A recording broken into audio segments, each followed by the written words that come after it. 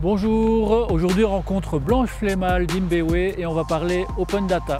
Allez, on y va.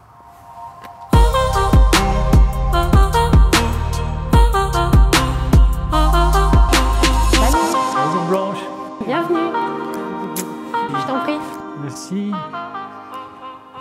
Donc tu nous accueilles ici dans les bâtiments d'Inbewe. Alors pour ceux qui ne connaissent pas, qui est Inbewe?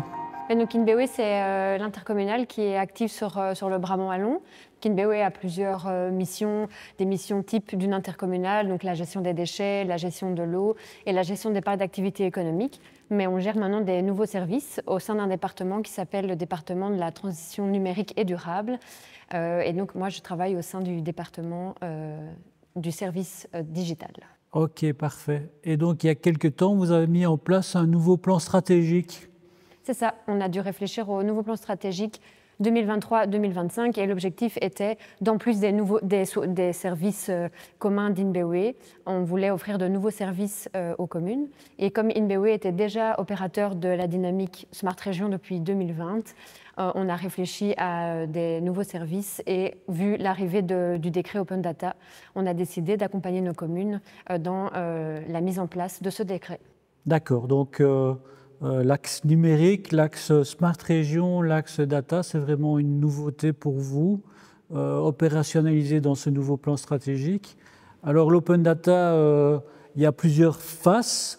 Donc j'imagine qu'il y a d'abord de l'Open Data pour les services de l'Inbewe, mais pas que. Donc qu'est-ce qu'on peut retrouver déjà comme données au niveau de l'Open Data pour la province, pour Inbewe ou d'autres institutions?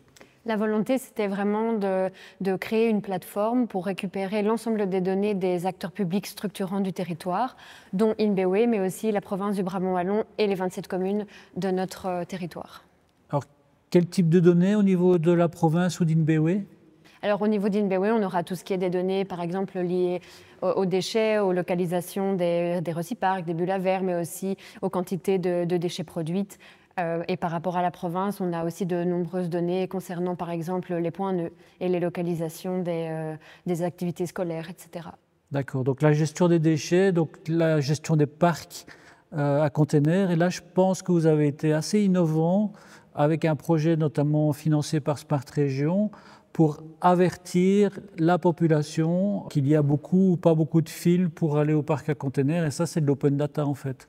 Oui, on s'est rendu compte que certains citoyens étaient assez frustrés d'arriver au Reciparc et de devoir faire la file ou d'avoir un conteneur qui est rempli. Et donc, on a mis en place un système de capteurs qui permet d'avertir le citoyen s'il y a de l'affluence ou non au sein du Reciparc et si son conteneur de déchets verts, par exemple, est rempli ou vide. Donc ça, c'est pour des données au niveau d'Inbewe. Alors, vous avez aussi décidé d'accompagner les villes et les communes dans leur trajet Open Data.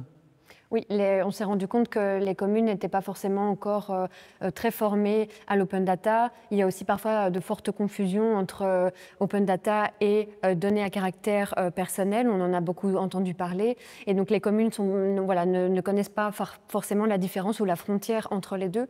Et donc la volonté d'Inbewe, c'est vraiment de déjà pouvoir former les communes, mais aussi mettre à disposition des compétences très spécifiques, comme par exemple un data analyst, que les communes ne vont peut-être pas pouvoir recruter en interne et de pouvoir mutualiser ces compétences pour nos communes partenaires.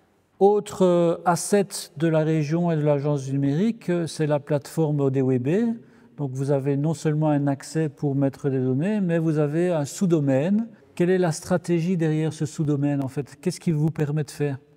Alors grâce au sous-domaine, on a vraiment pu développer quasiment un domaine propre, mais en restant dans la stratégie développée par ODWB. Et on a pu élaborer une charte graphique propre pour que les communes puissent aussi s'approprier le sous-domaine et pouvoir être vraiment le réceptacle des données Inbewe province et communes. Quelle difficulté ou quelle problématique rencontres-tu sur le terrain? Est-ce qu'il faut encore beaucoup d'évangélisation sur le sujet? Est-ce que toutes les communes sont au même niveau? C'est quoi ton expérience sur le terrain? Ici, Inbewe a organisé durant le premier semestre des Vision Day et un des Vision Day avec pour thématique l'open data, justement pour pouvoir évangéliser, pour pouvoir expliquer notamment aux élus l'importance de l'open data, du décret, son implication et ce que l'open data et l'ouverture des données va pouvoir apporter tant pour la commune que pour les citoyens. La difficulté première pour le contexte actuel, ce sont les élections. Les élus vont certainement changer, donc il y aura peut-être un nouveau travail à faire au niveau voilà, d'expliquer le contexte de l'open data. Puis après, le deuxième gros frein, ce sont les ressources en interne.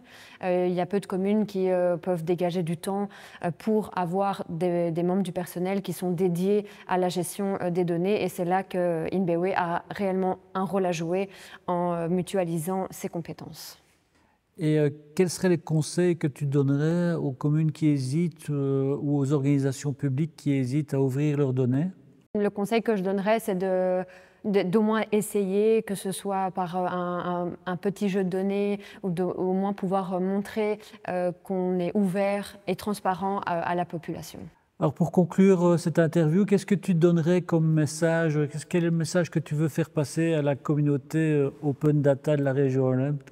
Ben moi, je m'adresserai d'abord à mes 27 communes en leur demandant de nous rejoindre dans cette nouvelle dynamique et de prendre part à ce beau projet.